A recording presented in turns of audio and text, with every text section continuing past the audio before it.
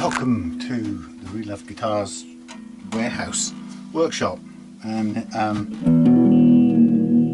here I have Les's Squier vintage modified Jaguar, or Jaguar. This is the first one of these I've had in here.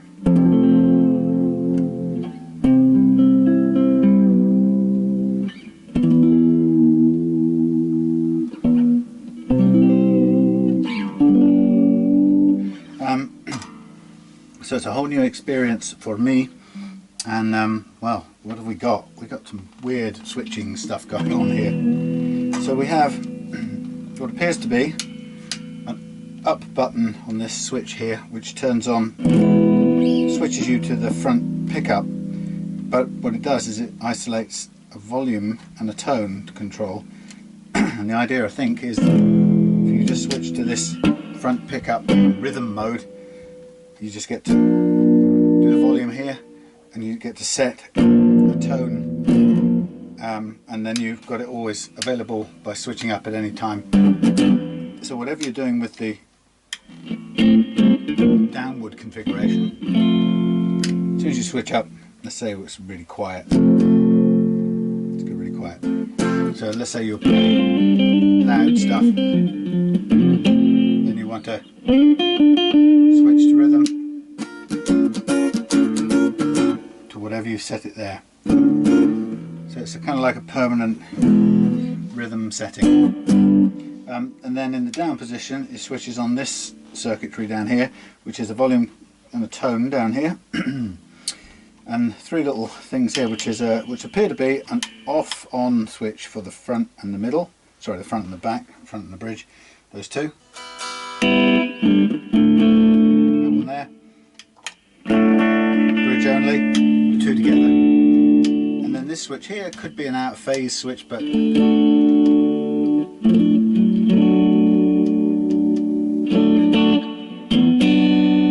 really hear that much difference. There is a difference.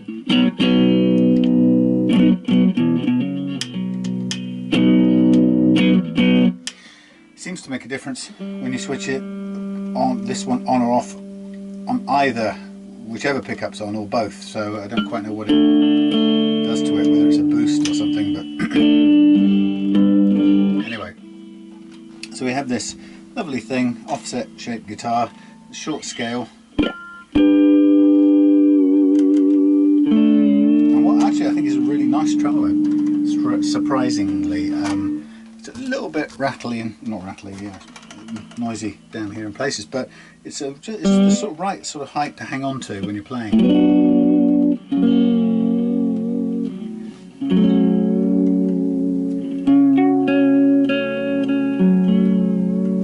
And you know, with your old reverb on as well.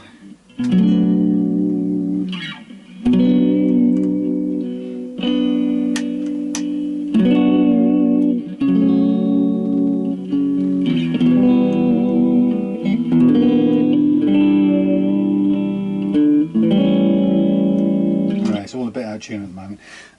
So the aim of this game today is to do a setup on this. It's not bad all round. It's has a tiny bit of wear down here, and everything else appears to be okay, although it's not staying in tune particularly well right now. It could well be just the age of the strings, with some stretch still left in them. Anyway, I won't worry about that too much right now. So this, I think, I don't know what strings that are currently on here, but we're going to replace with 9s.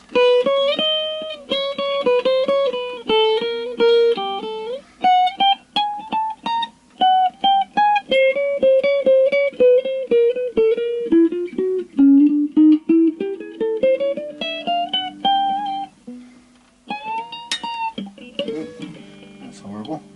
Jumping off the bridge when you bend it.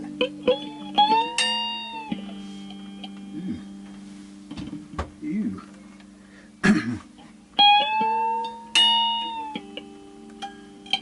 strange thing. The only thing that would stop that would be some downward pressure here, but we don't have it. Oh, weird. Oh well.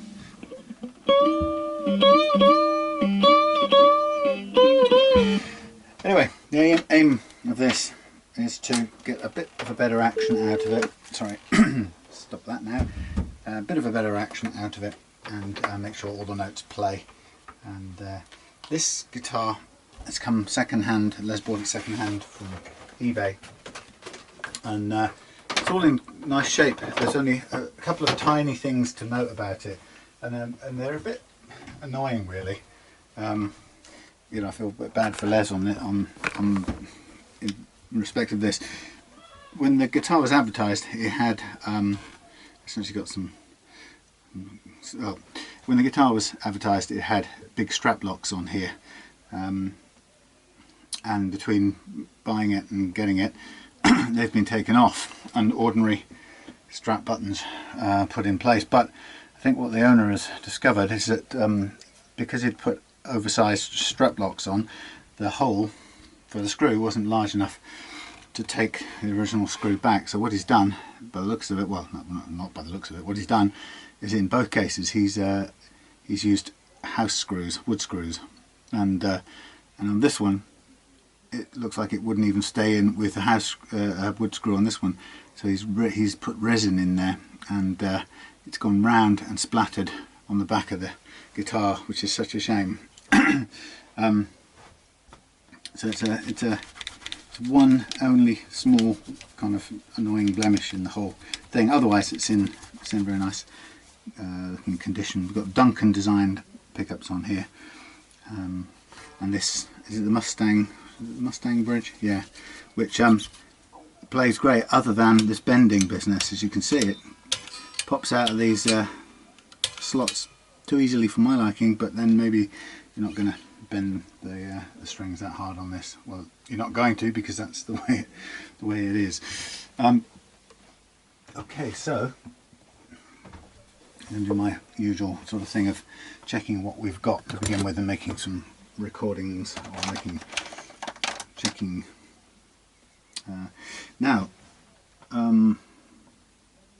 this bridge goes up and down with Allen key adjustment in these posts at the either end, and it's a fixed, bit like a tunematic bridge, it's a fixed radius here, so there's no individual height control over each of these. There is a backwards and forwards intonation setting, which is a little bit out of all out of sync at the moment, so it's not quite where it should be. Yeah, so I'm going to measure it up, see what we've got. Now, in terms of the first fret action, it's looking pretty good. It's a little bit higher as we go into the G, the B and the A, and I think G, B and the E, and we can lose a tiny bit there. Let's start with what we've got at the last fret action. I'll use my zoom in specs for this. So I've got two of Les's guitars here, which I'm going to do in the next couple of days.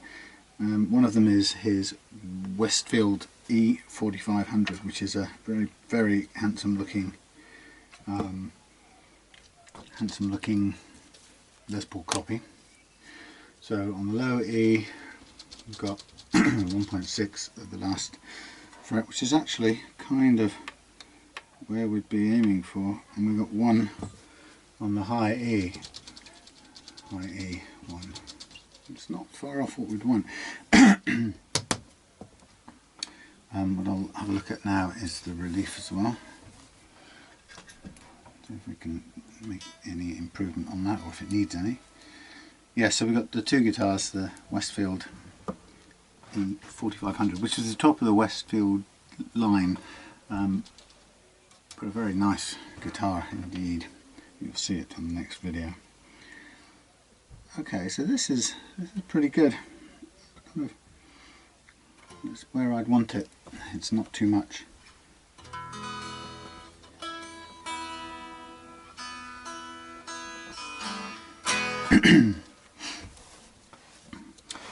Okay. So just looking at this, I'm going to adjust, or I'm going to check the first fret action on this and see what we've got. Various different degrees. I think we've got about 0.5 over here and a little less on this side. So let's have a look. Try and start with my 0.3, my trusty 0.3. Yeah.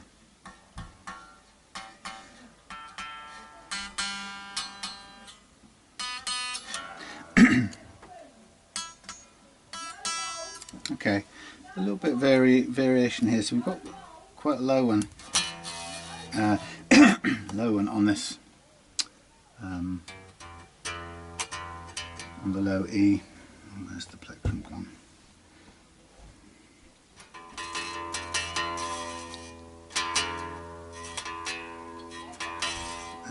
That's a fraction, possibly a fraction lower than I'd want it. Let's see what it actually comes down to.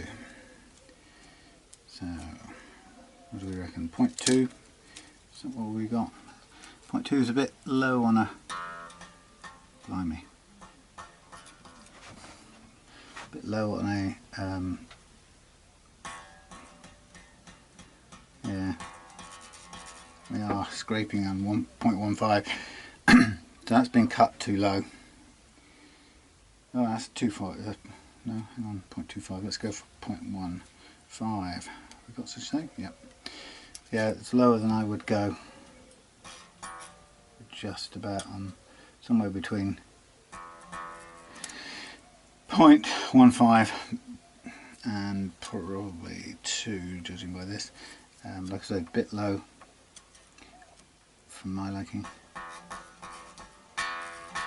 Yeah, maybe it's not quite as low as that. 0.25 maybe. Let's see if we'll squeeze that out of it.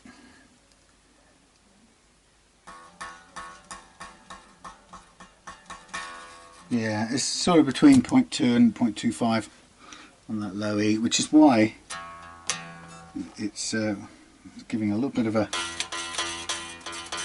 that hardly getting it on the other one. So realistically, to make this play the way we want it, it's a case of either repairing this slot and cutting it back again, or taking the nut out. Now, just looking at this, it's the original nut, and it's quite nicely fitted, which is again not the be all and end all of it. You know, if it's not going to work the way we want it to work, then it has to come, and that's a lot.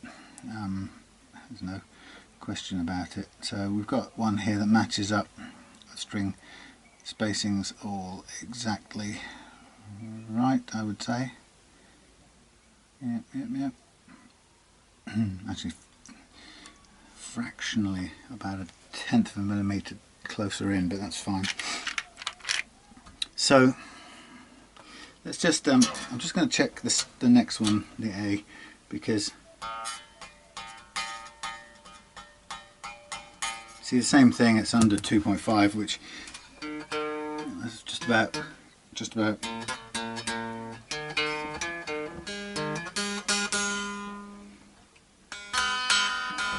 yeah, so that's not too bad on the A, but it's definitely causing a bit of problem on the E.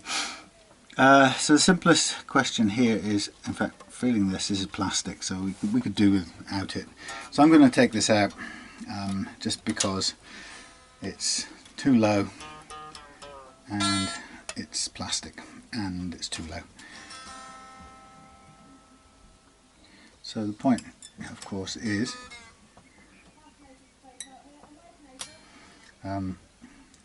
we want the action to be set to a good height, and 0.2 is a bit too low.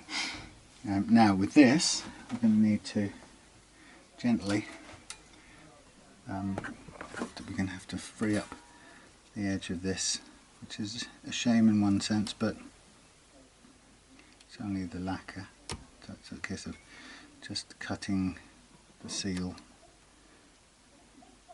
We can add some on if we wanted to afterwards, but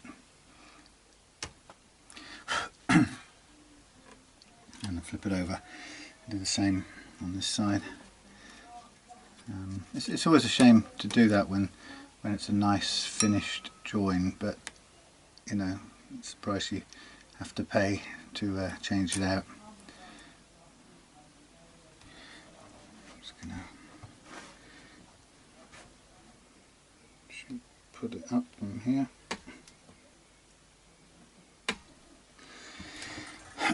And then, just in case, I'm just going to run down the inside of here, in case there's any seal that we can help to loosen there, and along the inside edge there as well.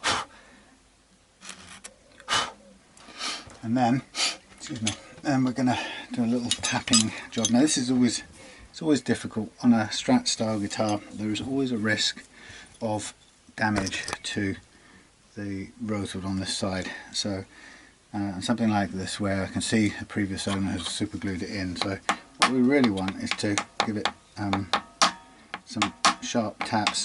We want to try and loosen it, preferably hitting it harder in that direction than this way.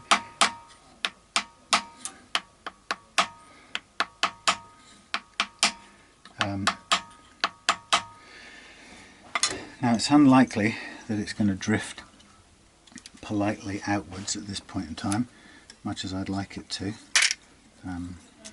Just going to support the neck just under there, and then I can use, you can't see very well, but use the edge of this device here and see if it will drift it. And it's all a bit worn out now, this thing, so it's probably breaking this thing more than it's moving anything. So it's not actually moving. So that's that decision made. So I have to go out there and find me a very small screwdriver, which will allow me to work into the side here. Again, this is alright. It's the little tapping thing that's a bit knackered. I'm just going to go slightly north of the line.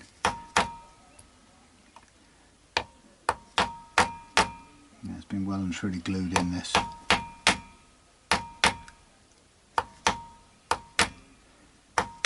You can see it will come out, but it's well and truly glued.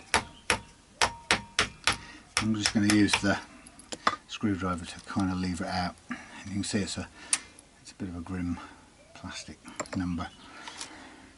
Okay, so we've got a slot here fairly chocker with super glue, which means there's a little bit of tidying up to do on that.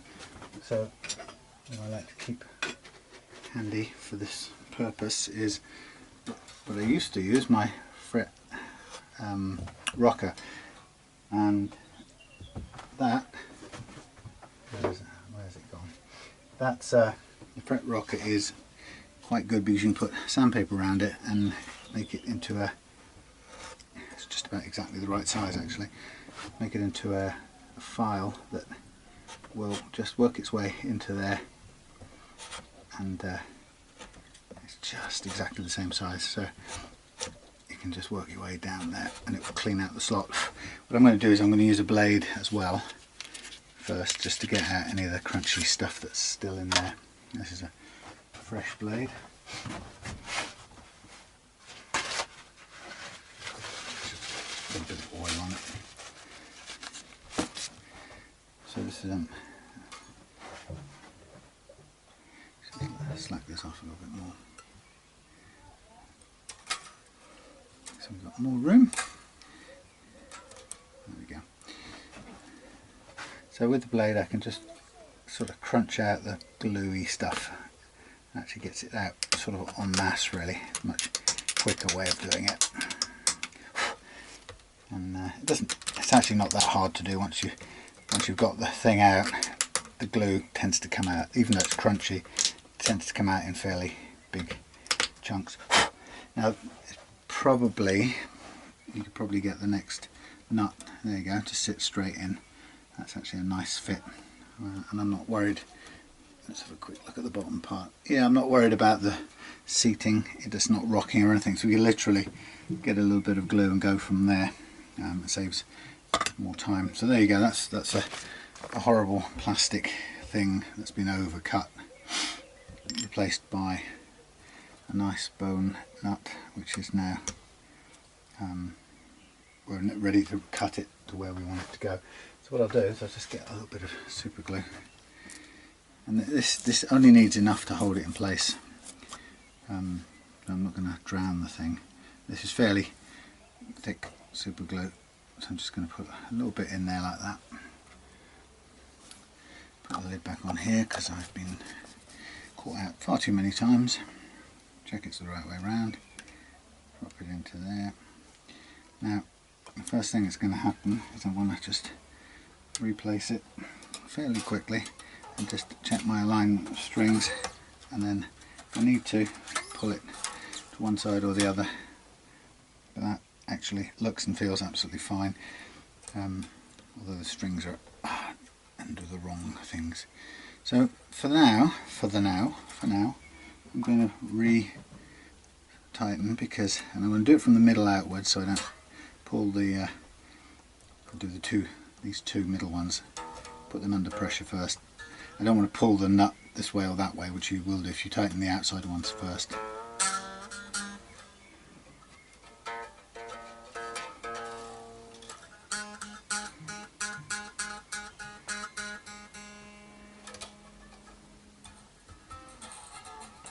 And the B and then the A, so we'll just keep that balance, and then the E and then the E. And then that's sort of putting the whole thing under tension, and what I can now do is just take a tuning off here.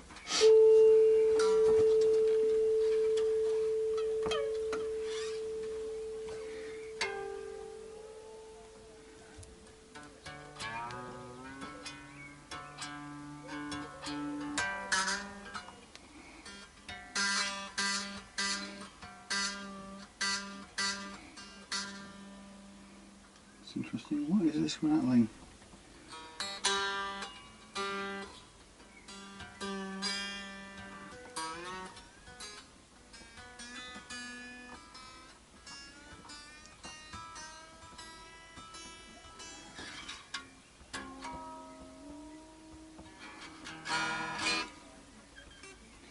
Check these are on there. Saddles, no, that one's off. It's not hard. All others are on.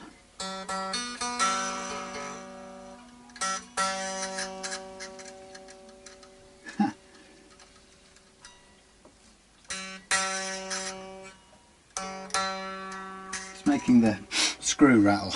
It's tunematic bridge territory all over again. Classic problem. Right, we've got the nut sorted, and this plastic one can go in the bin. Spacing is absolutely fine. These can go out of the way. We're done with those. So that was a quick decision. You know, if you didn't have another nut, it would be possible, entirely possible, to do a repair on that slot with a bit of super glue and bicarbonate of soda or bone dust. But the reason I changed, because it might as well fix the problem and upgrade it to a bone one. I have to come back to this annoying little screw rattling.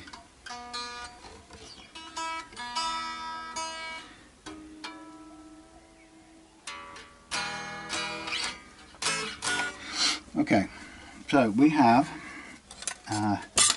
the new nut on, setting, drying, whatever we want to call it. Now, what we're going to do, obviously, is recut these nut slots, but now we're working with bone, which is a far better substance. I'm going to cut to the diameter of a hybrid 9 set, but it's as good as. It'll be perfect size for the 9s that we put on. So I'm going to go, I want an 11, if I can find one. 11, I'm going to go 11, 13, and I'm going to jump up, and I'm going to go well, 16 on the 9, that would be 16, so alright, I'll go 17, then I'll go 26 to 32, if I can find 32, there we go, 26 to 32, 36 to 42, which is that one, and then a 46 to 48, which will be my last one. So basically I'm going up a certain amount, and it's not a, I can't find the 48, where's it gone, there it is. It's not a highly precise amount, it's just more than enough more that what you won't get is the strings sticking in the nut. That's the important bit. So what I'll do is I'm going to just take out the A and the E down here, and I'm going to work with the D first, which is 32, and I'm going to go back to 0.3, which is my conservative height, and that 0.3 should allow us, you notice there was no string slap down here, which is what we were getting on the previous setup. So we'll go for 0.3, which is a conservative and a nice low action, but not so low that you will run into string slap. So I'm just working with the file now, tilting back. You see how powdery that bone is. It's a completely dependable substance, which is why I like it. It does the same thing every time. There's no real surprises. I mean, you can still overcut it if you're over zealous or you know, not paying attention or whatever, but it's of all the substances to make a nut out of, I find bone is the most dependable and consistent material, and you know, there's a reason it's been used for such a long time. I mean, it's got the prerequisite hardness to do the job, transmit, or to allow the string to vibrate. So it provides a solid anchor point, but it, you know, most importantly for me is it cuts to the low clearances that we're after. The very low clearances, it cuts dependably as we head towards those small measurements. And then as you get close to it, it just starts to touch on the, you hear the string just start to, what I call sizzle, as the string begins to just touch on the feeler gauge. And you can see, you can also kind of look underneath and see there's still a gap there. It's not quite there, but this is at the point now where you can, if you do something really inconsistent here, it's very easy to go over the mark now.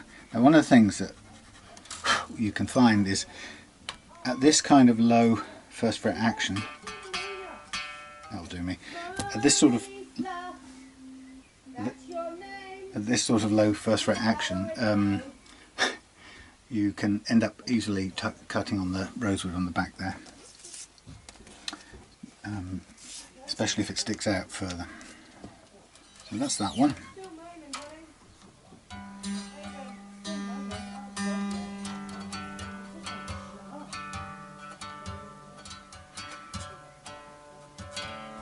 So I'm then going to do the same thing here, cut down, switching to the 42, and again consistent sort of backward angle, try to keep it the same each time, but like I say, as you go down on, or low on this nut to this very low action, and if there's a certain amount of rosewood sticking out here, sometimes you can't avoid putting a little groove on the other side. There's no way you can, if you look at the geometry, you can't get an angle and avoid doing it. So, and the angle is the critical thing you've got to have, so you really can't you can't find a way around that.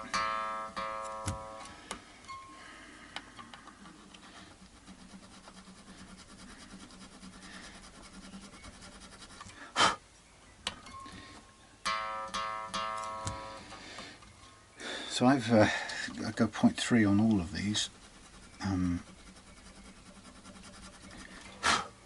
seems to work for me,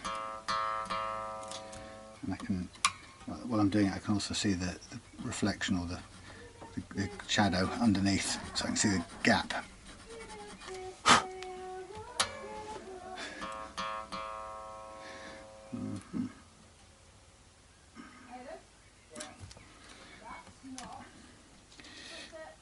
Now, sometimes if this goes down a long way into the nut, what I sometimes want to do, rather than have a deep slot or too deep a slot, try to just widen it out a little bit with a V file. So I take this one, I just give it a little bit of a, just a little bit of a kind of relief, so it's more of a notch than just a straight down slot. And I can still see a gap there, and I can see a gap on the other one actually. It's quite common I wimped out on the first one. Let's go back a stage. What have we done with it there? I'm just backing up. I want to get this right, and quite often I stop a little bit early on the first one.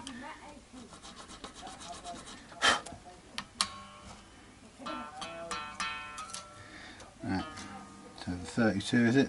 Yeah, it's 32.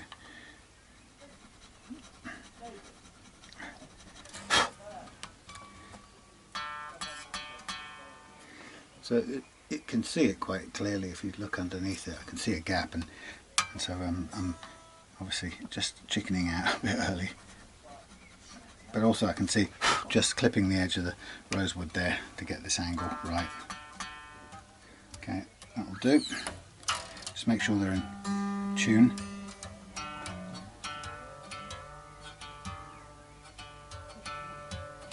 Just want them to be at playing tension, to make sure that the strings sit all the way down in the slot and don't catch halfway down, which can end up with you being completely misguided.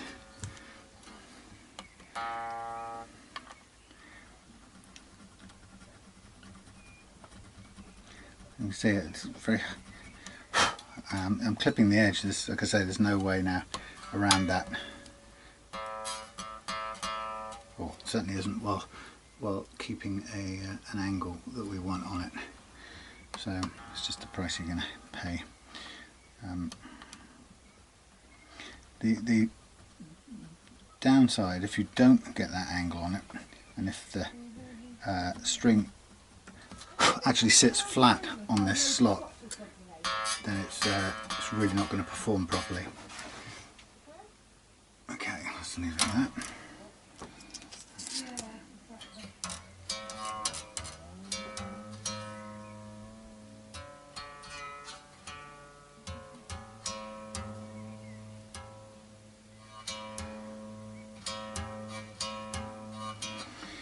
Okay, so we're on the 48. There's quite a lot of height there. So the first thing I'm going to do on this is just take it down with, or widen it out with the V file, the V notch, and that will give us a good head start.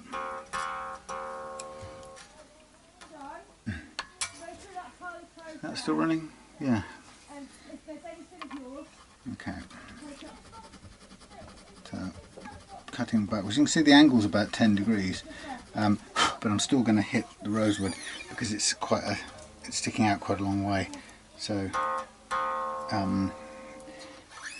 you can't really safely get away without doing that, because otherwise you're just having to shallow the angle off. That's not a verb. Too shallow, but you know what I mean.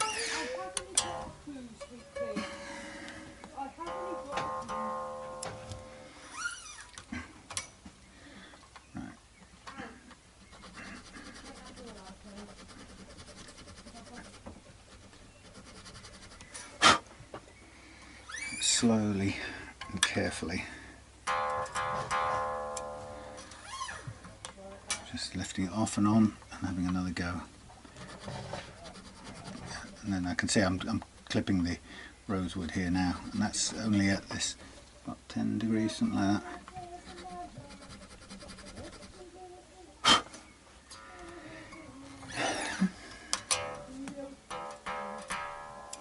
So I can see quite a lot of fresh air under there still.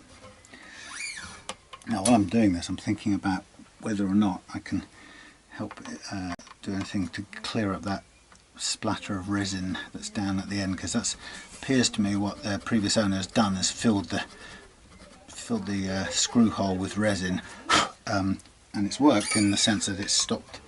The screw's not going anywhere. But the downside is it's glooped out and splattered against the rest of the paintwork, which is not very nice. Anyway, there's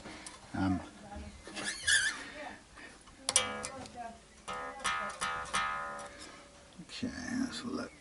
Still a bit off.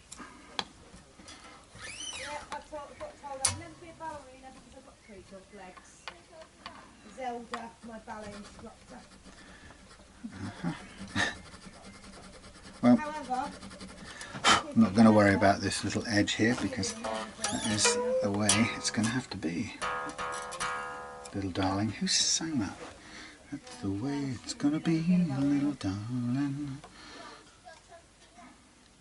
I've got loads of room still.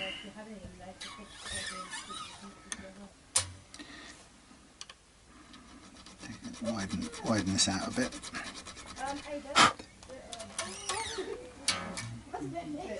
That's the way it's gonna be, darling. Oh dear. That's the summer. It is the sound of the summer. Right.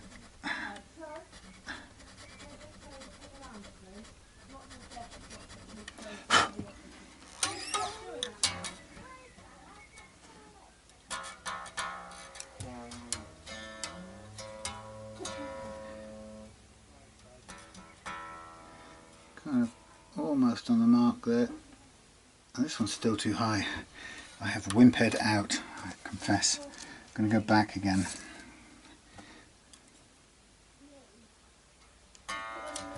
Really should have the courage to go until it stops springing out at all.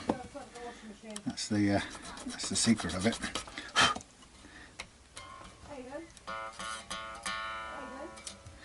And that's the quickest way of telling, or the easiest way of telling, is it just stops ringing. The note stops playing. Am I just imagining something here? Is a piece of nut just come off? It doesn't matter because I can sand it down afterwards, but I have a feeling it did. Okay, that's all that. Still a little bit of space. I can see the fresh air confound it, but I'll leave that little bit of fresh air. Yeah, it has a little chip has come off, but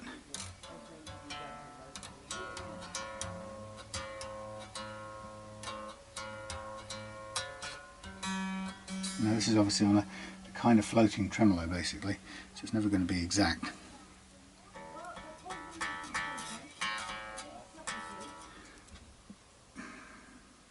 Close, close.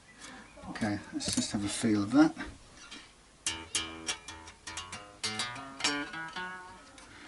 Okay, let's go on to the next ones. Let's just check the tuning again.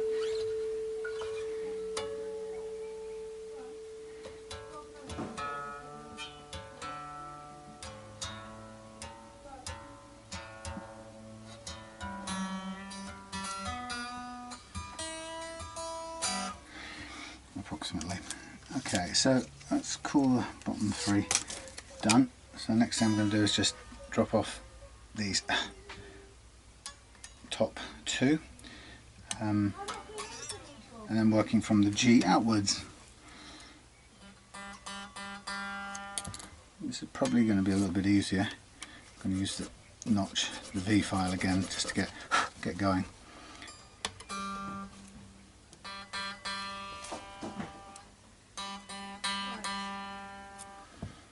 Okay, and then we get our 17. Now this is very close to the stated 16 gauge, so of all of them this is the one that's potentially going to end up sticking, but we'd need to be ready with sandpaper.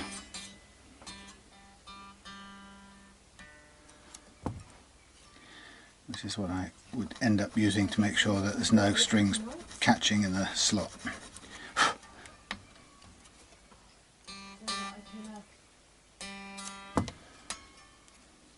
Next what tomorrow?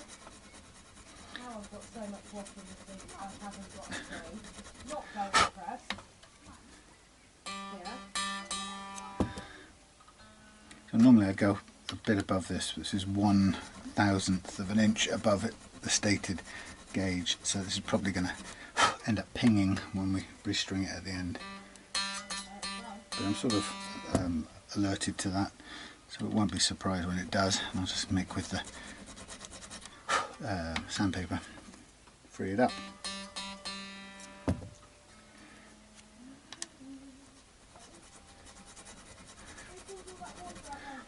And again, it's clipping the edge of the rosewood here, but that's how it goes, I'm afraid.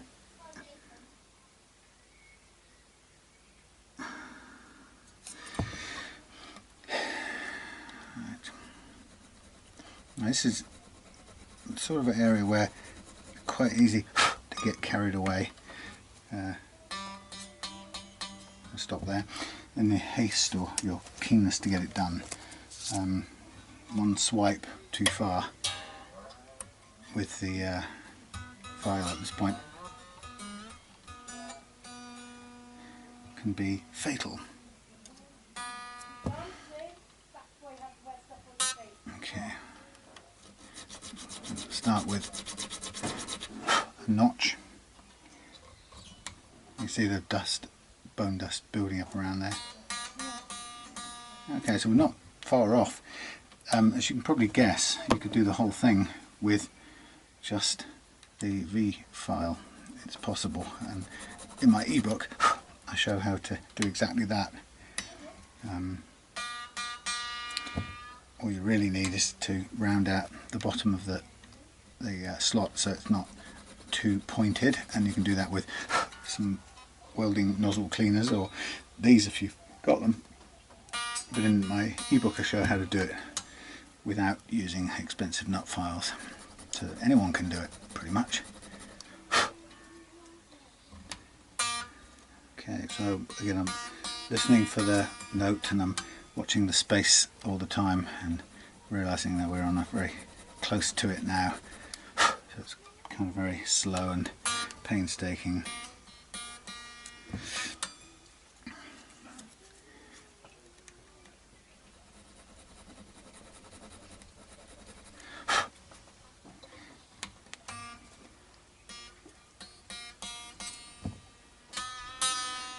After a while you get to be able to gauge it quite well by eye. You can see the amount of space left underneath, and you can tell when it's almost the same as the one next to it. Okay, so this one we're getting there slowly. I'm saying that's on the mark for me. And final one, 11, which is very, very fine, and just pop it under the string tree, way over obviously, as we'd expect.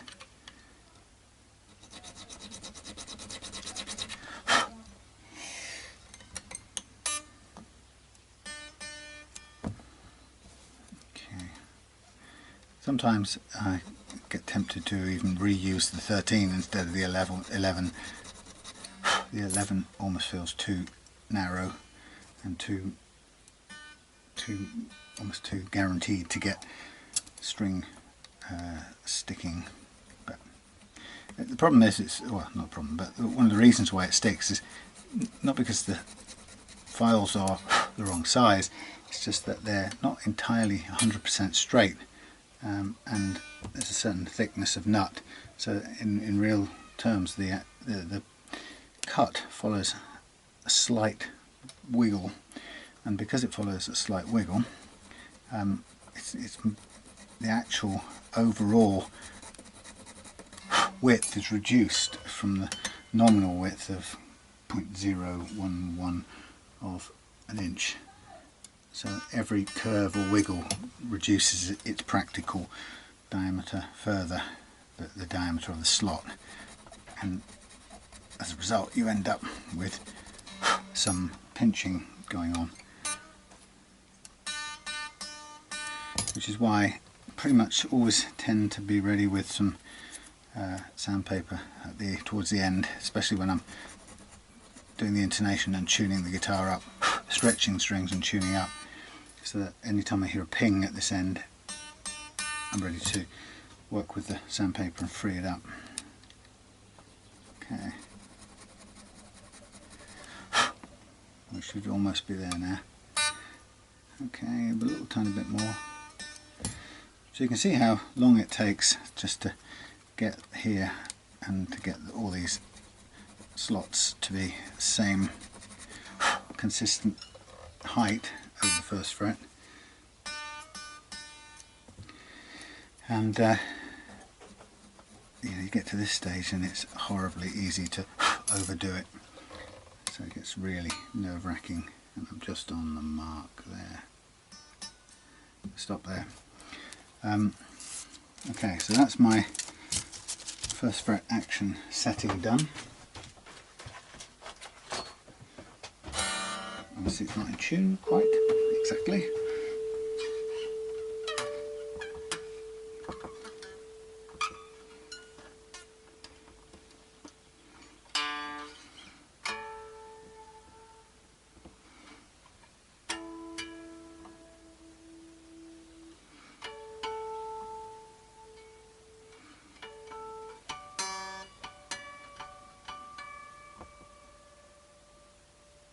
Again, listening for pings at this point.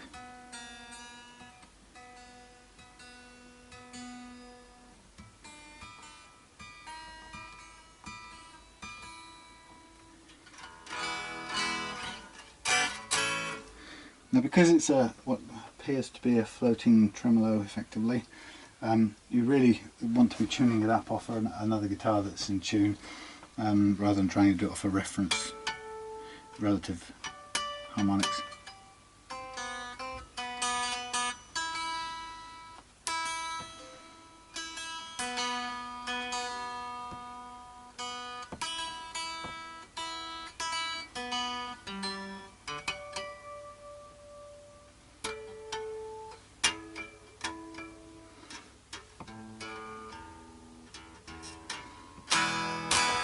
Okay, so now we have a guitar that has no slap on that E string. Well, not compared to before.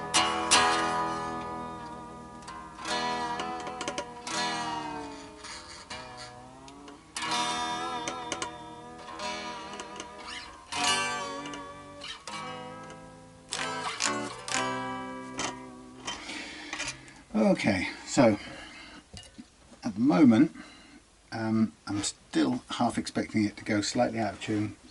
I've been woodworking all weekend, all week, so hence my fingers are mucky, but please ignore that. Okay, so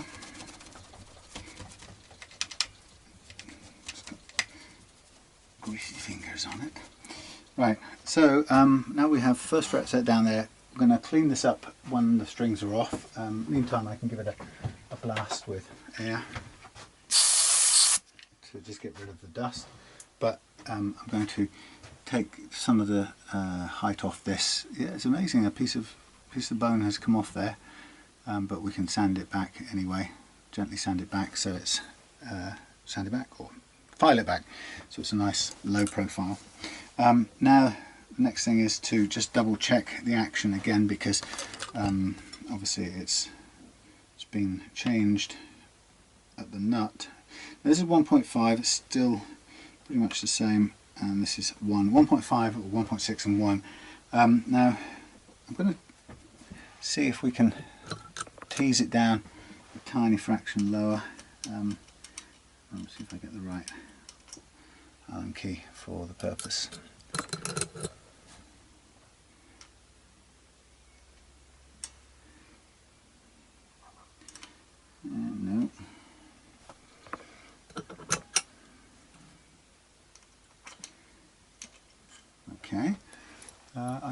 which one it would be, frankly.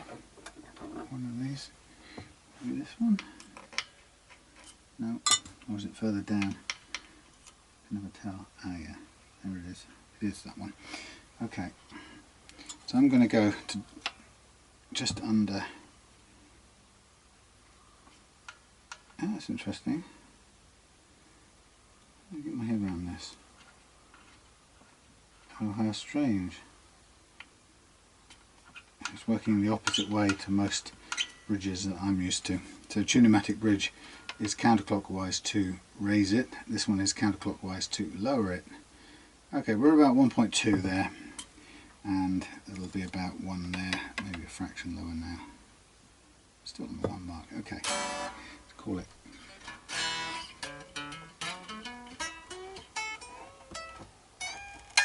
Ooh, I don't like that. Oh no! Well, whose idea was that?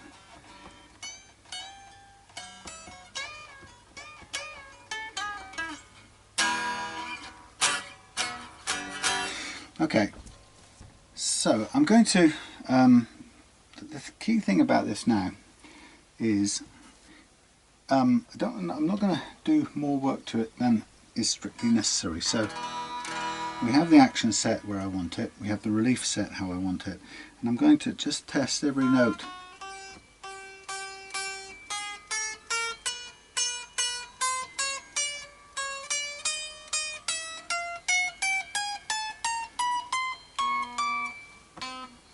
You start this end.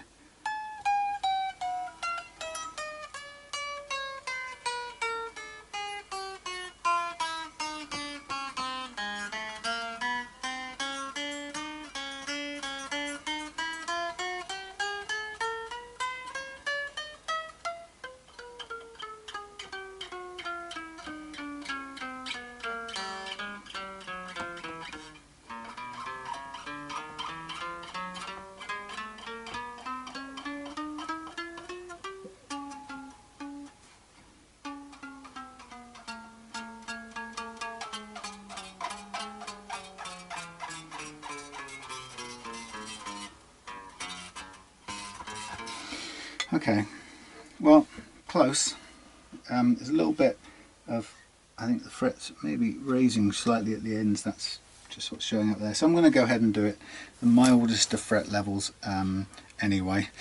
So what I need to do is get the slackening the strings off a minute and just get this with the whole of the fretboard painted black.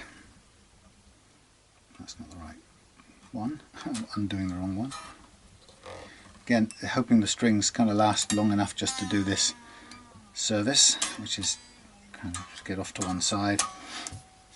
Now these are quite low, relatively low profile, sort of vintage style frets. Now there is a bit of wear down at this end, which we'll take care of as well in the process. So it's a very mild fret leveling, which sort of, I mean, it has. It's almost because it's so. There aren't too many massively choked off notes. There's not a huge obstruction. There's a little bit on the low E, but then I have taken it to a fairly low action anyway, so it's putting it under quite a lot of test or challenge really. So what we've got is a kind of combined priority really of a small amount of fret leveling for this low E mainly, and a couple of other points, and then a little bit of fret wear down here, but that's very minor and very cosmetic. But it's a sort of, I suppose you could just say it's a byproduct of doing a gentle fret leveling, and that's okay. This piece of little bit of thingy that's come off the nut isn't a problem, thankfully. I'm slightly concerned about this these saddles going sideways when you try and bend.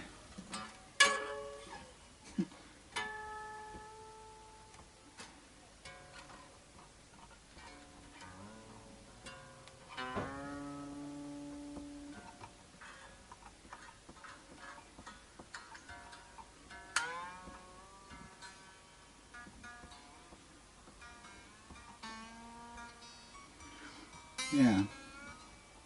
I wonder if other people found that.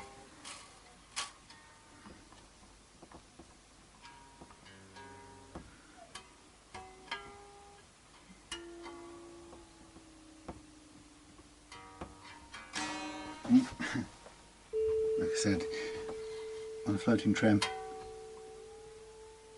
not a good idea to do relative tuning.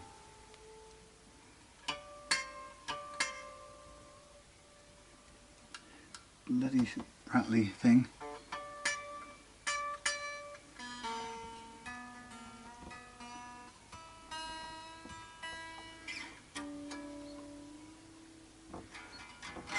Okay, call it in tune.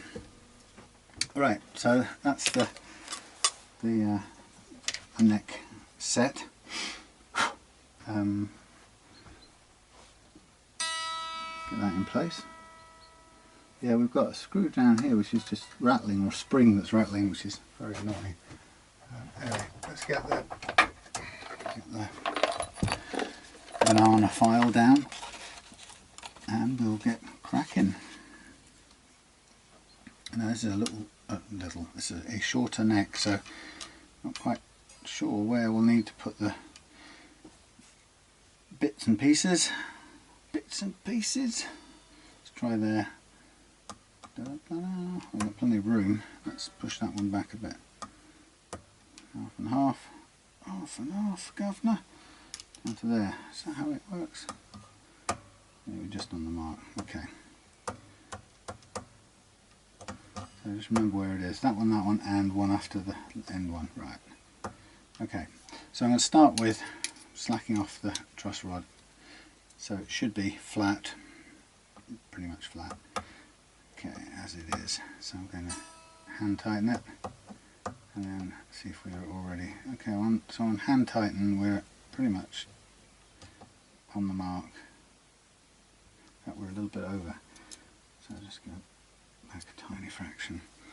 So this is what's great about this tool, is it can do the tiniest amount of curvature. So I just slacked it off a little bit and now it's too flat, and I'm going to go back in and line it up and get it exactly mapping. There you go, exactly mapping the curvature in the neck now. So what I do is, once I've got that mapped, I just drop this one out of the way, and with my string spreading rubber spread the string out of the way, and then the lighter, that's popped off the saddle. Why am I not surprised? Okay, so with the lightest of touches, gravity alone really, I'm just going to let this thing run up and down a little bit, and then it'll take off any of the high spots it needs to take off, and I'll just gently guide it a little bit, and then once we've done that we can stop and double check. And what we've got is we've got some coming off there, a fair bit, well, relatively speaking, it's taking some off there, a little bit there and there, nothing, a little bit there and there. So the question I would have for me, as always at that point, it would suggest to me to recalibrate, just to make sure that I've got the right setting. So again, I go back to place my little feet back in the place and then just double check. Now I may expect to find this is not quite curved enough, which it's slacked slightly back off, so I'm going to put a little bit more bend into it again. And it's still there, so that's interesting. That's relaxed itself just enough. There we go, and now we're on. Okay, so then we're back onto the right thing, and we might just find now that it just cuts, just scuffs the middle now as we go down.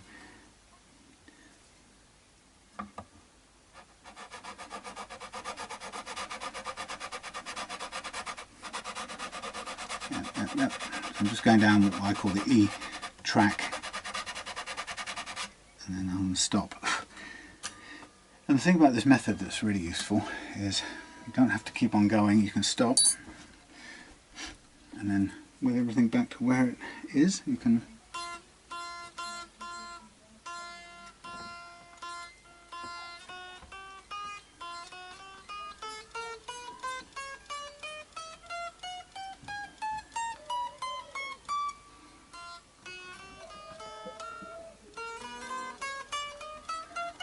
we are working on a ridiculously low action here at this point in time. It's actually about 0.75 of a millimetre, so it is.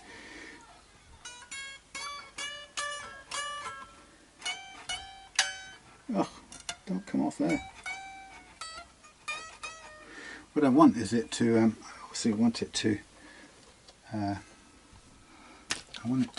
bend successfully, but the problem is with these saddles it's not going to allow us to do it. Okay, that's where I want it. Okay, there comes the wasp. Right, I'm going to do the same setting for the next track. I always use the first two of the same setting.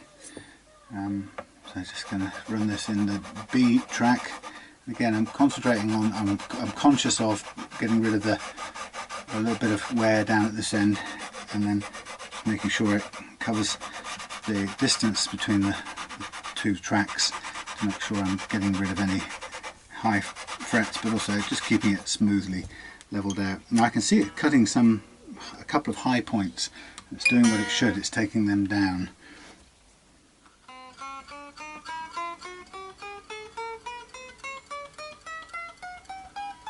Perfect. Okay, recalibrate for the G, so I'm just recalibrating north of the G, as I call it, that side of the G, and I'm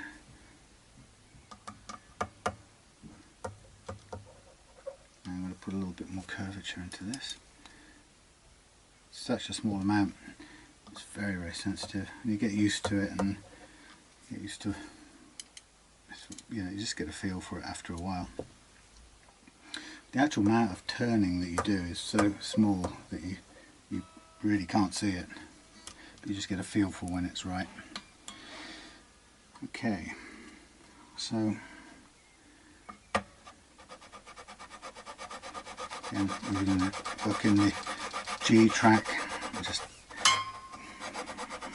jumped off the saddle, as you'd expect.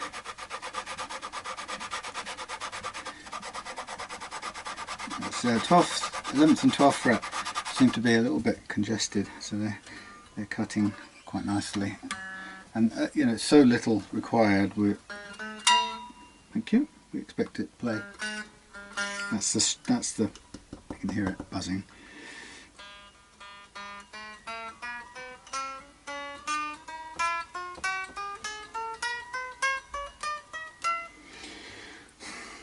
That is just awful.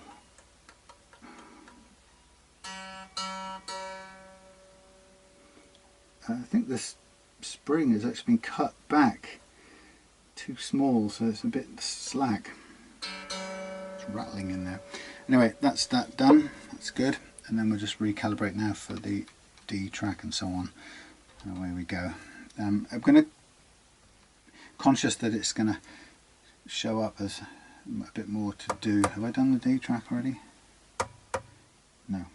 I'm conscious that the E, low E, is going to put up a little bit of a fight, so that should be pretty plain sailing up to there, but we may come into a bit more of a struggle to get all the notes playing.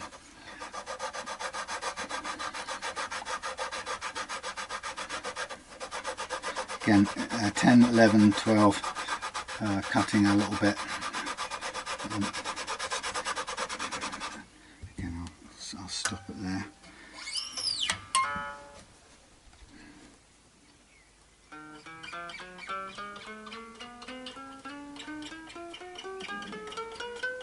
Nice.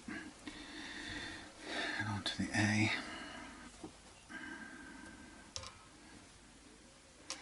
Yeah, so it's a very elegant little way of doing things, this. Still on, that's good. The relief has stayed the same at that point. Often it changes across the radius, so that's why I recalibrate each time.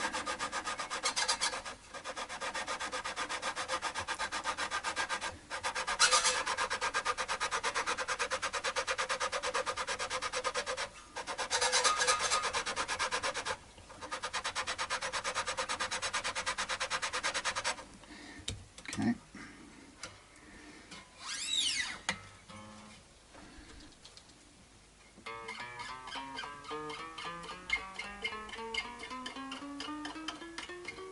Wow, a very low action. Now this is the one I'm expecting to need to work a bit harder on. Could be wrong, I may just give in without a fight, or give up without a fight.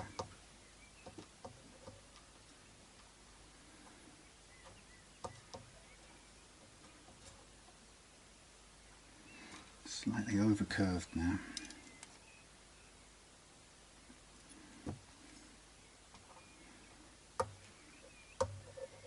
Slightly under curved now.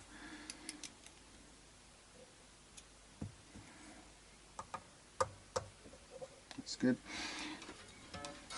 So after my complaining about the rain over these last first few weeks of June, we've now got a few days of absolutely roasting weather. We've had about 24 degrees today, and it's going to keep going up to about 26 over the next few days. Certainly down this part of the world. Of course, in places like London, up in the up country, it's going to probably reach the 30s. Okay, now this is the low E, which I was kind of suspecting might be problematic.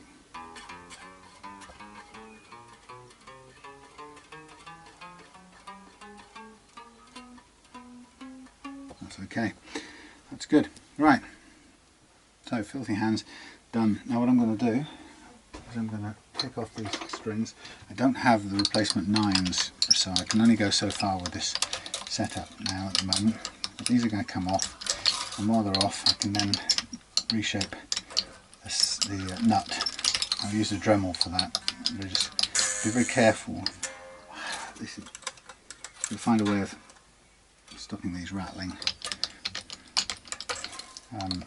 Yeah, I've got to be careful with this because it's we don't want to snap it. It will break off anymore. But there we go, that's the fret leveling part done. Now this is a short scale, so I'm going to bin these strings. Not going to be any use to me after this.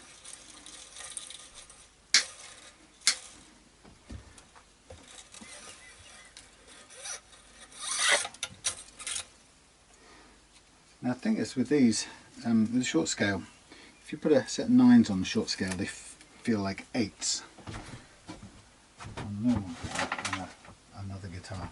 So it's kind of interesting to keep an eye out what you think is going to play well.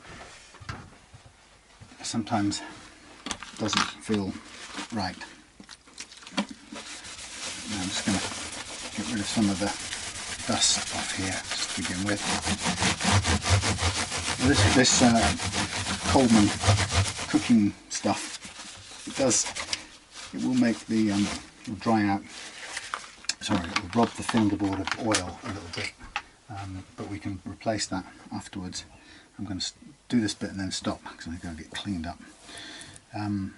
Actually, let's just do one other thing. So what I can do now is basically file down this nut. I'll do it very lightly with this drum sandery thing. I'm going to turn off this so it doesn't waste all the batteries.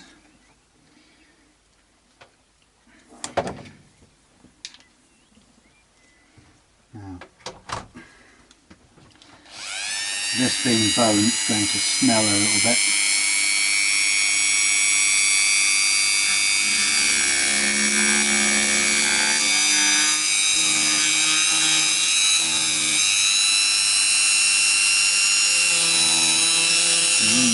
Lovely smell.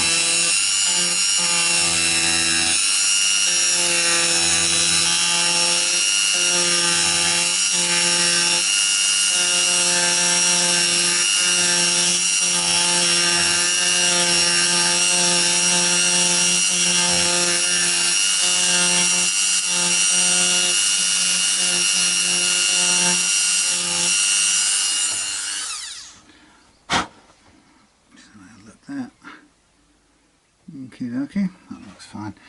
Let's just tidy it up a little bit. It's not quite so extreme.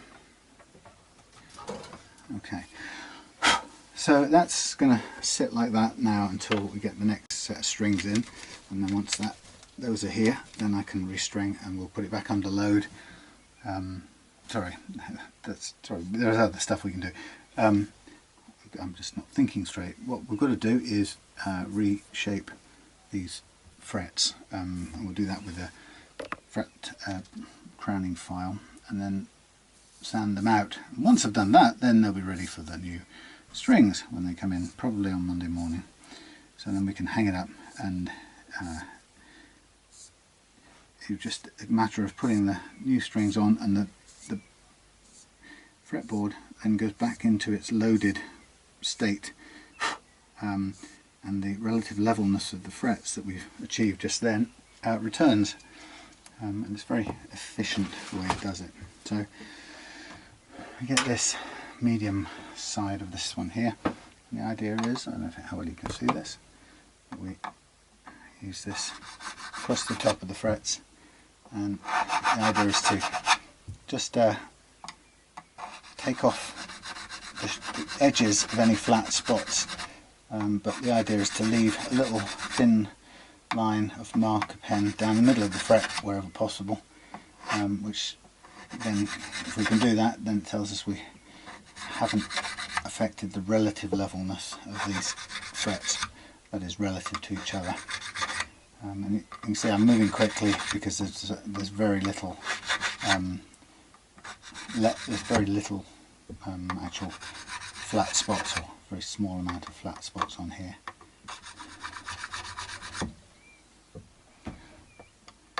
This is a very quick process.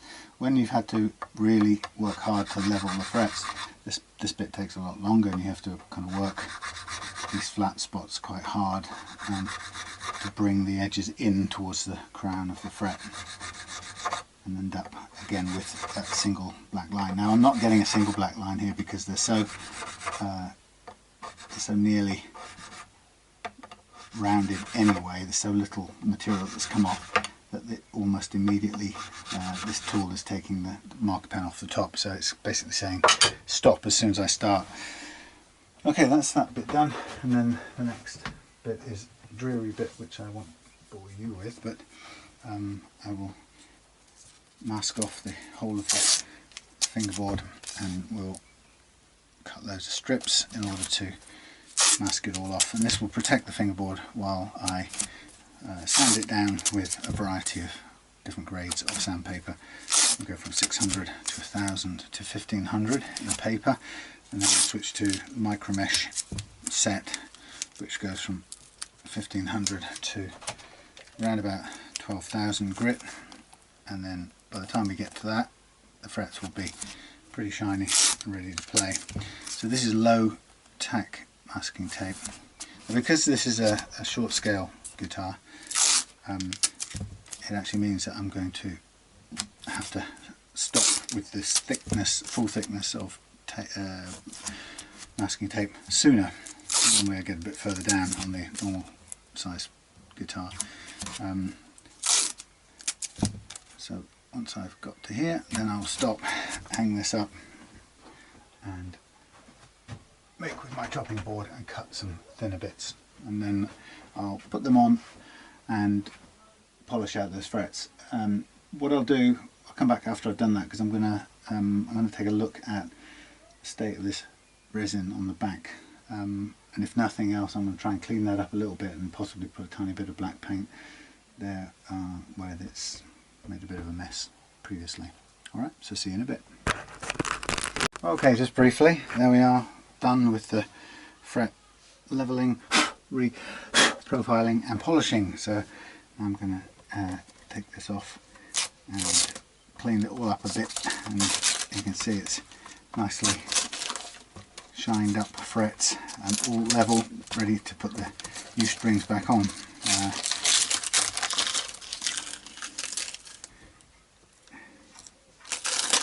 Okay, so I will just disappear again and come back when I'm ready to restring. which will be the next stage of this. So that took about half an hour of polishing and shining to do, and mainly just elbow grease, as they say, with sandpaper. Going through a very slow process to get the frets back up to a nice plain condition, which they are now. There's quite a bit of dust around, so we have to clean up and give everything a wipe down. I'll take care of, off camera, take care of that little bit of, or try and take care of that little bit of resin around the strap buttons, and I'll come back to you probably on Monday, ready for the final stringing, check the intonation, and then stretching out all the slack in the strings and making sure that the nut slots are all working, and also in this case of this bridge, securing any of those screws that are causing buzzing, because they can all too easily make a customer think there's fret buzz when in fact it's anything but, it's bridge rattle. So we don't want that. So I'll do whatever I can to get rid of it, even if it means dab of glue or something on the, sorry, I see a film I'm watching, dab of glue on the screw to stop it from moving. Okay, see you on Monday. So we're done for this Saturday evening. So there we have Les's Jaguar, frets levelled, ready to go. I've done a little bit of tiny bit of paint application under there. It was a total mess where the previous owner had made a mess with some resin. Anyway, a couple of things here. Headless neck to go with a couple of oak caster bodies. There's one headless one under there, and there's one with headstock. That's a spare, may use it one day, not sure about when. This, I don't know if you've seen this before, but this is the Monster. This is the kind of shed mess about guitar, courtesy of Graham, the chap who I never met, but I inherited his stuff, and this was the back to front SG with its head chopped off and put back on. Anyway, as I'm making my way out of here, there's Mr. Mouse. We've got food in there, we've got water in there. Yeah, there's water. Oh, there's a fly in there as well, I don't want that. Hold on a second, let's get this out. Come on, fly. Oh, excuse me 1 second. That's it. Honestly. Get out. Fly. Did it come out? Yay. Any sign of you, Mr. Houdini? You in there, Houdini? Well, he is. He's tucked up under his little nest. His hole goes, I don't know if you can see it, but his little tunnel comes out there. It's not much of a life, I know, but I'm just hoping he gets better, recovers from his injuries. Okay, so that's it for today.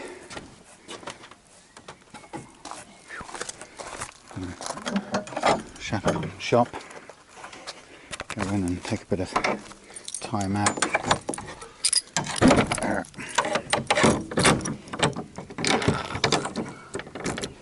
If you ever want a good shed built, that's where you want to go. Big shout out for those people. It's going to be another scorching day tomorrow, so we're going to be out and catch the sun again.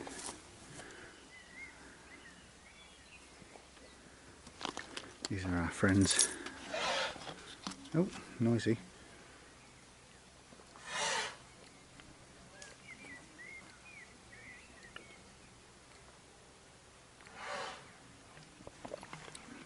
And there's the bull, looking the business. Anyway, things to bring in. The camera.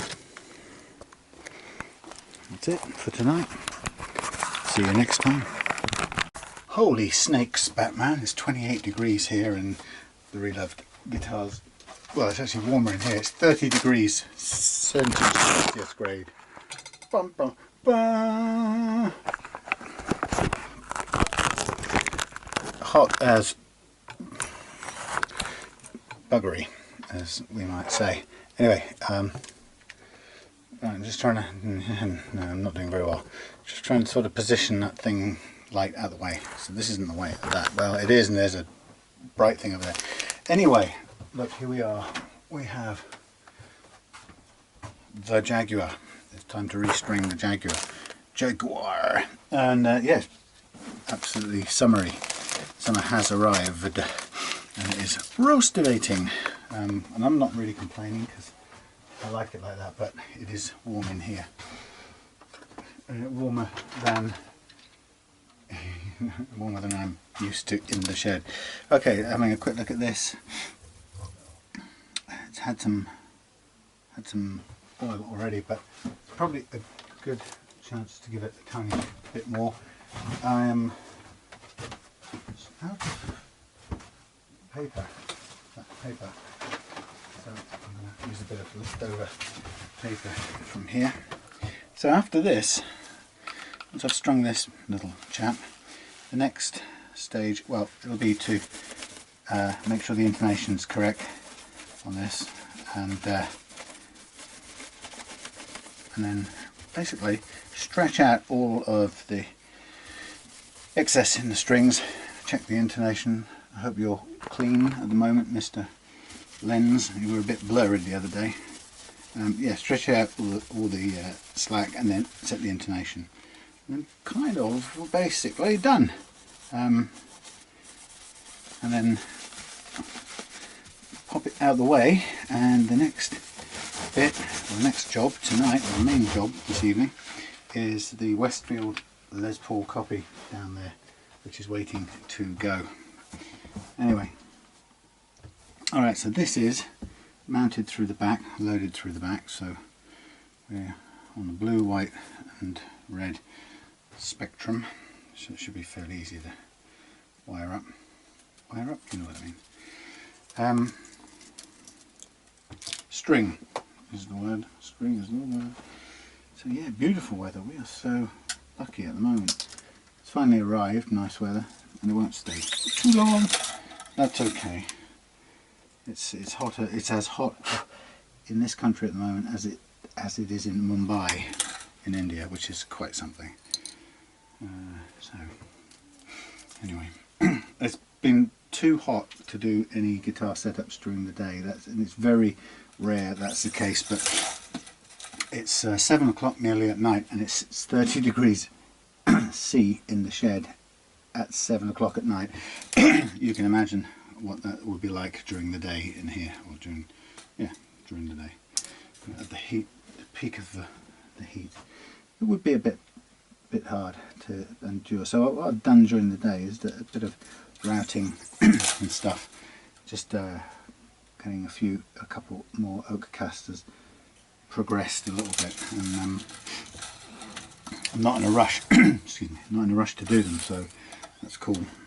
Now these are split post tuners, so I'm going to go into my typical routine of a couple of inches past the post, and then they're nice and straightforward. Stick them in, bend them over, and away you go. And these are really nice, simple devices. I think these split post tuners, I found them to be incredibly reliable. Just looking at this, right? That's interesting. This is barely. Oh no, it's not actually. I'm fooling myself. I thought it was very low. Yeah, so I had these split tuners. The first place I ever encountered them was on my Japanese Squier JV Squier Strat, and in a way it set the standard for me in tuning stability, and I think also that the JV Squier must have come, as it happens, with a really good, well cut nut, as the Squier Classic Vibe series these days, the modern Classic Vibe Squier is, or seems to be. So my guitar back in 1982, didn't do anything to it back then, and it came with I think just a really well cut nut. The first fret action was, it had to be low from the outset. Don't ever remember it being a problem to play. And then these, added to that, these tuners were just rock solid from the outset. I never had a tuning problem at all with my Squier. It was just completely benign and easy to play, easy to tune, easy to live with. So I got lucky from the outset, I suppose. Anyway,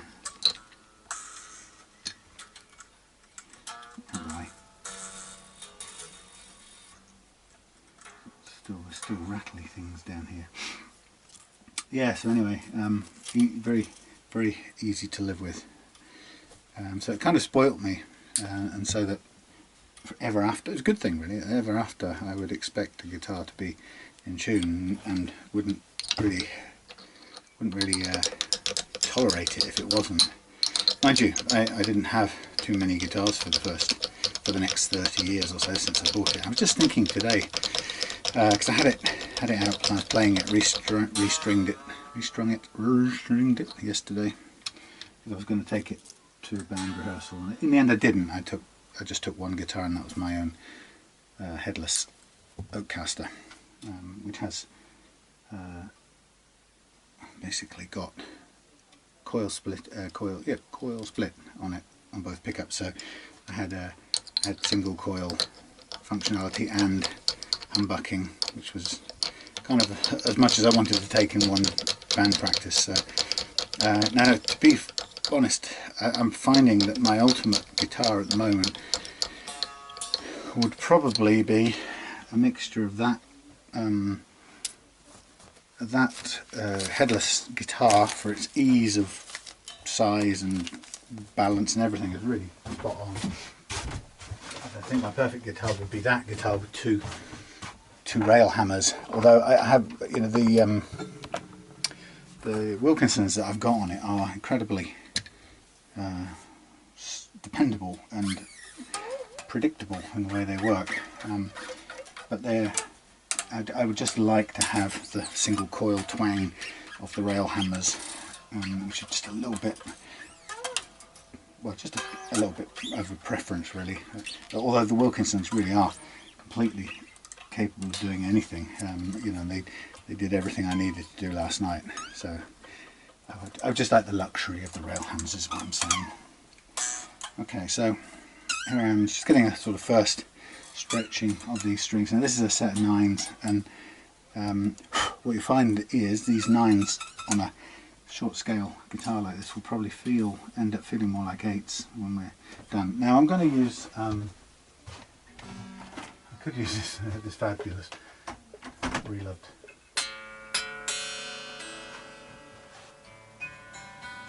Actually, I could use that since it's there.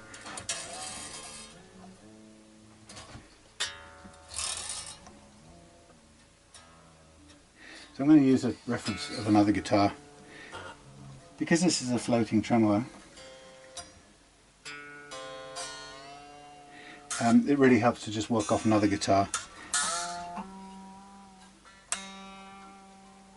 That spring is, I'm going to do a little tweaking of that. That's horrible. It's just on the bridge, but anyway.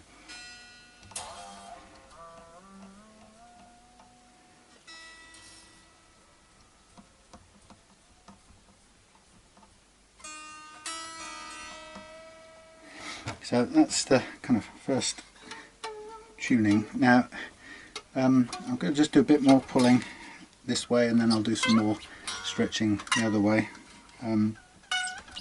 Just doing this reminds me about what I discovered to my complete surprise about the slippaging, or you know, the fact that you can't bend notes very hard on this without it jumping off the off the saddle, which is a bit odd, but anyway, it's okay if you're not going to do that. I'm looking at this guitar, you know, and I'm thinking, has this been refretted?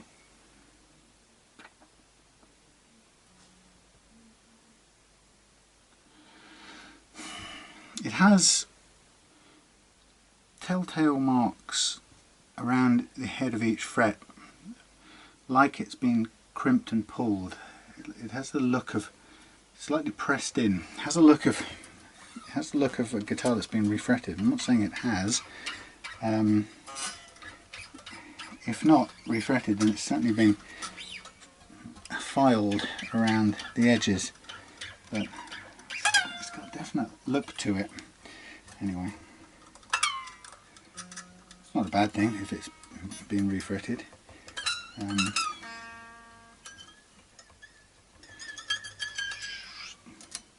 not like all that.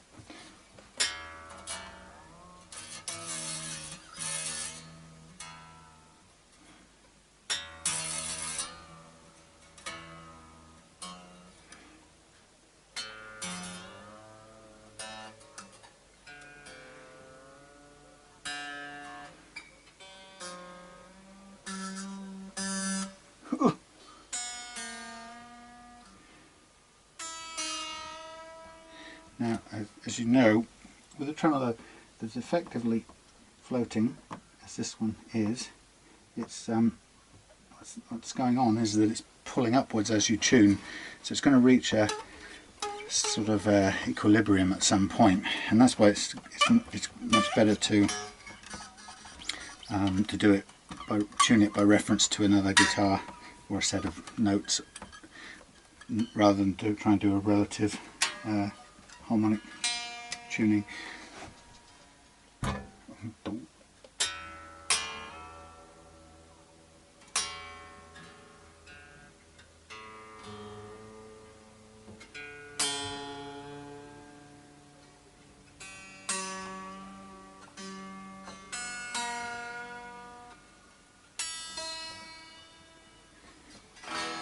When you get to this, it's just a hateful bridge rattle. When you get to the point where you think you're tuned, then it's good to switch, or it's good to get on to sorting out the bridge buzzing. Now I need a couple of screwdrivers as well. Something else hits the floor. Right, this thing is.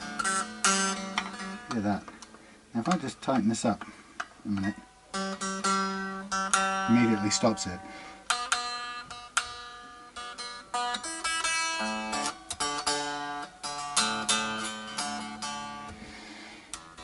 Now this one, okay, so what we're going to do now is having put the strings on, and these are probably maybe slightly different gauge from before, so I'm just going to recheck the action, see what we've got. Now we've got just over 1 millimetre there and just on 1 millimetre there, which is sort of what we aimed for.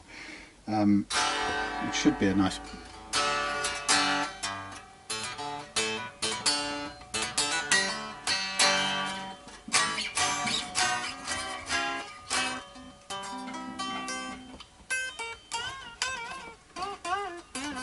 should give it a nice playing action, but we've got rattle on this bridge,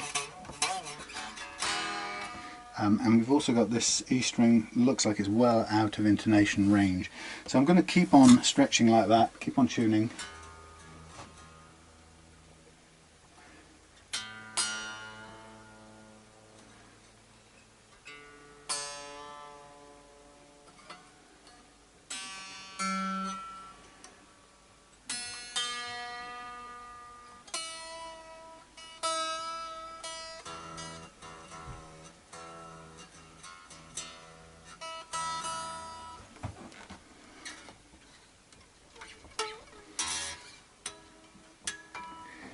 An E off here. Go trees, thank you. Or an A, I should say.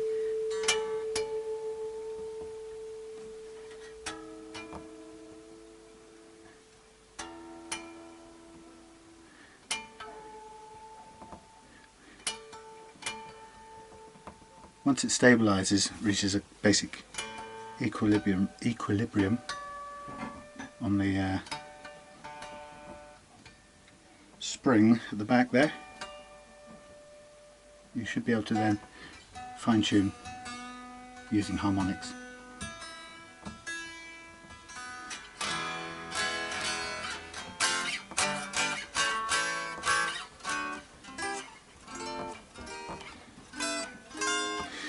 Good.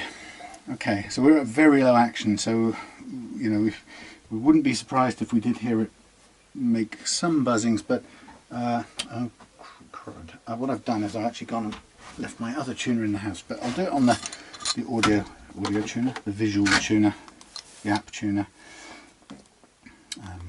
Should be good for these purposes, so I'll just get a lead and then we'll hook it up.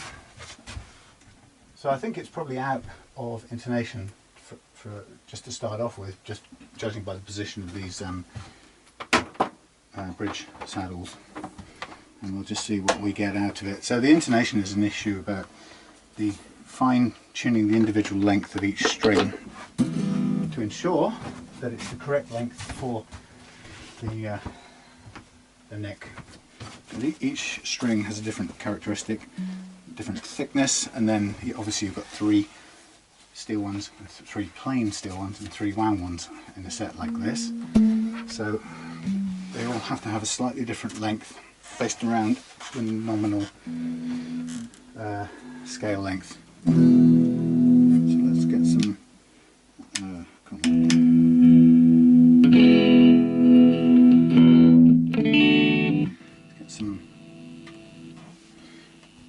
clear. It's quite a big jump up. The radius on this is quite extreme. It's preset, so you've got no choice. It's fixed by those little barrels. But I've seen this on the this Mustang bridge. So okay, so we tune to the harmonic ping on the 12th fret.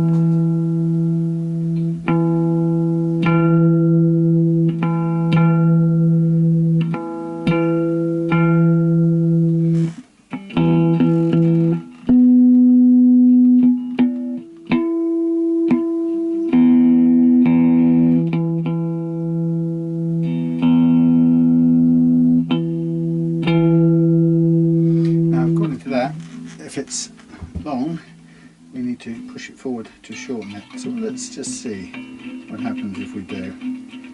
It looks a bit out of position to me. You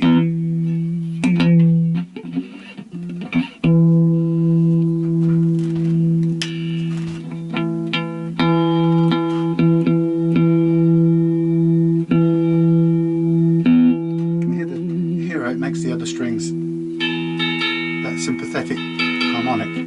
Listen.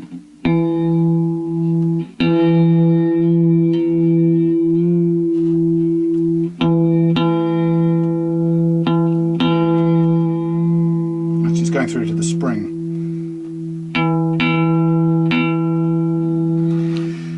So you've got all kinds of things vibrating in sympathy with this, including the spring.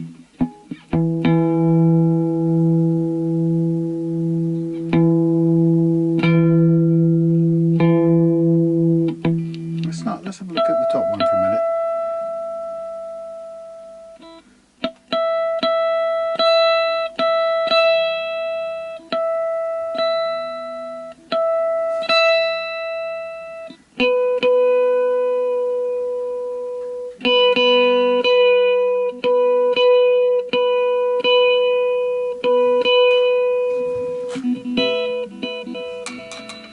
Fractionally short, so I'll bring this one back a little bit.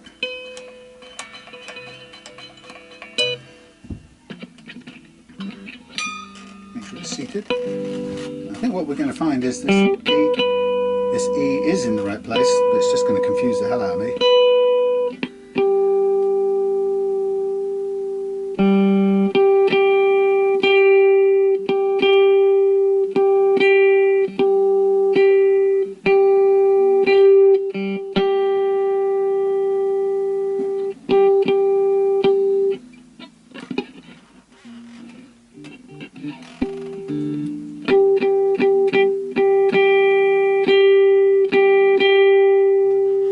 Okay.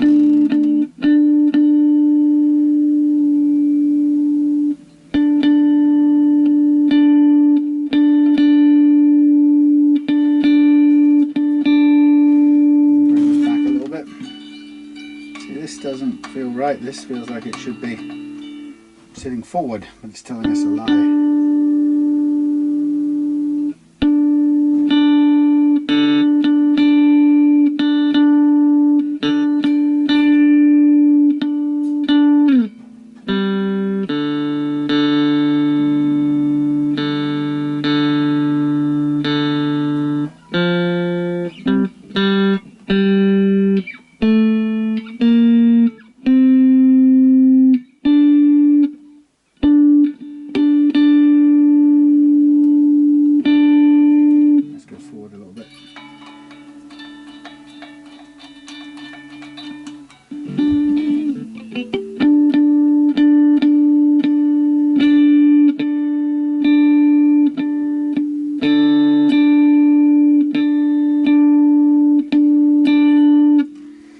Forward, that's probably where it should be.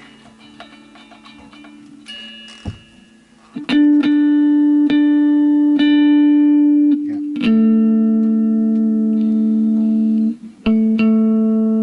Now, judging by where this is, I expect this to be a little bit too long, so flat. Or on a mark.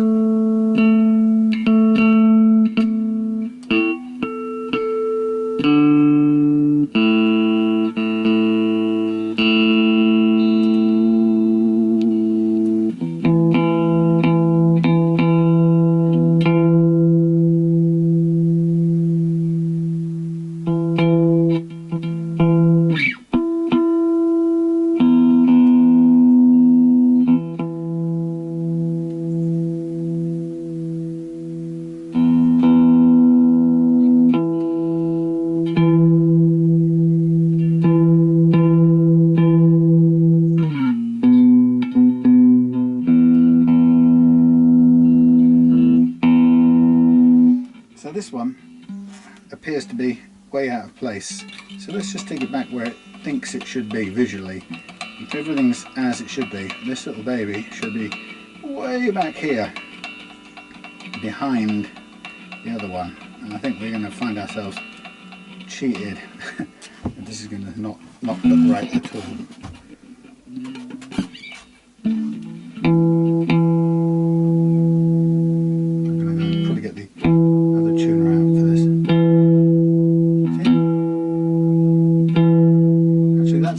Amazingly enough, that's correct.